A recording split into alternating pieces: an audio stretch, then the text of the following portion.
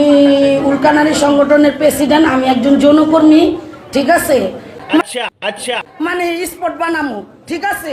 আচ্ছা আচ্ছা, মেলা হবে, খেলা হবে, সাধু আসো খেলবো, খেলা হবে, খেলা হবে। কোথায় কোথায় পাট খেতে যাবি? ঠিক আছে, আমরা তো কথা কি ক্লিয়ার না ভেজাল আছে?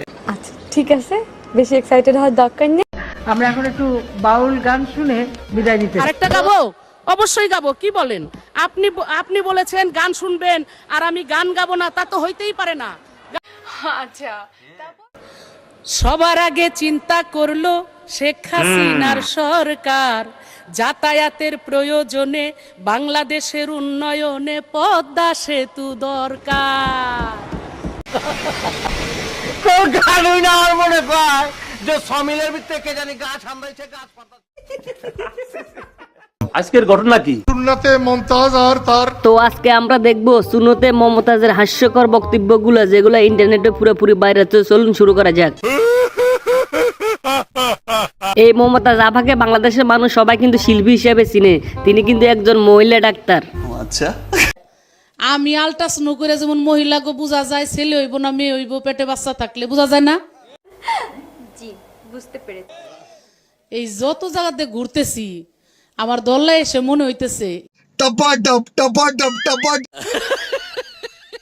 আপনারা জানেন বাংলাদেশে বর্তমানে মানুষের যা যা দাবি নিয়ে আন্দোলন করতে আছে, যদি সবাই আন্দোলন করতে পারে তাহলে আমাদের মমতাজ আপা কেন আন্দোলন করবে না? এখন মমতাজ আপা আন্দোলনের জন্য মাঠে নেমেছে তাদের সংগঠন লইয়া। আমি উল্কানারী সংগঠনের প্রেসিডেন্ট, আমি একজন যৌনকর্মী, ঠিক আছে। মানে স্পট বানামু, ঠিক আছে। আমরা তো সেবা দেই, এই জনগণের সেবা দেই।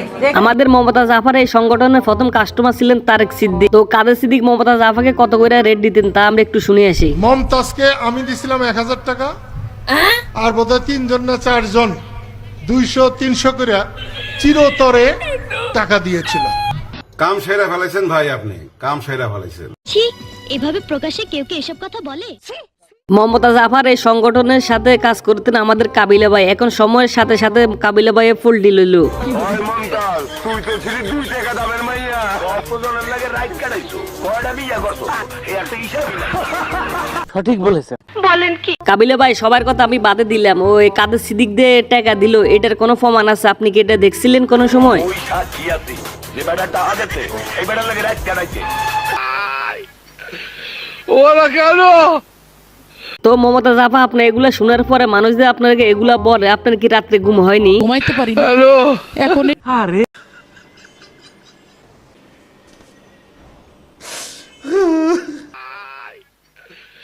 ওরা কেন?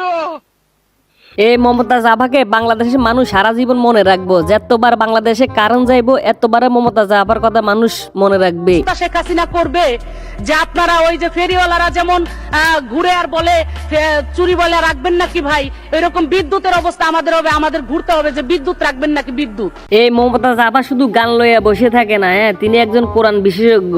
তিনি একজন কোরআনের সবকিছু জানে, বাংলাদেশে যত হাদিস আছে সবকিছু সব জানে তিনি। বলেন কি? সত্য কথা, সত্য বলেছেন। কুরআন শরীফের গ্রিস্টল সেনের বাংলা থেকে শুরু করে এমন কোন বাংলা তর্জমা নাই যেটা অনেকবার না পড়েছি। এবং শুধু তাই না, সিয়াসাত হাদিস, তিরমিজি শরীফ, মেশকাত শরীফ, আবু দাউদ শরীফ, বুখারী শরীফ, মুসলিম শরীফ থেকে শুরু করে এমন কোন খণ্ড নাই যেগুলা না। এগুলা প্রকাশ করার জিনিস না, এগুলা হলো আমল করার জিনিস। মারো মুঝে, মারো মারো মুঝে, মারো মারো। তিনি সেই মমতাজ বাংলাদেশের সংসদে প্রথম গান গাইলেন। সবার আগে চিন্তা করলো শেখ হাসিনার সরকার, যাতায়াতের প্রয়োজনে বাংলাদেশের উন্নয়নে পদ্মা সেতু দরকার। এই মমতাজ আপা গান গাকার কথাবার্তা যেটাই বলক না কেন, দিন শেষে মমতাজ আপার মনের ভিতরে একটা ভয় থাকতে, যদি কোনোভাবে ভুল ত্রুটি করে এই দেশে আবার ওই জামাত বিএনপি আসে, আমরা কিন্তু ঘরে থাকতে পারবো না। আর ওরা যদি ক্ষমতায় আসে আমরা তো জীবনে বাঁচবো না, কিন্তু আপনারাও কিন্তু শান্তিতে থাকতে পারবেন না। এটা হইলো বেটা। আচ্ছা মমতাজ আপা, আমরা বুঝতে পারছি বিএনপি ক্ষমতাতে আসলে আপনাদেরকে শেষ করে ফেলাবে। তো শেখ হাসিনা ক্ষমতা থাকা অবস্থা আপনারা কি কি করতেন একটু বলেন। শেখ হাসিনা থাকলে মেলা হবে, খেলা হবে, সাধু অলি পীর ফকিরদের প্রোগ্রাম হবে। अच्छा अच्छा এতক্ষণ ধরে আমরা বুঝতে পারছিলাম মমতাজ আপা হইলো বাংলাদেশের একজন অলরাউন্ডার খেলোয়াড়, তিনি সবকিছু জানেন, সবকিছু করতে পারেন। আর আমার পক্ষ থেকে মমতাজ আপার জন্য এই পুরস্কারটা।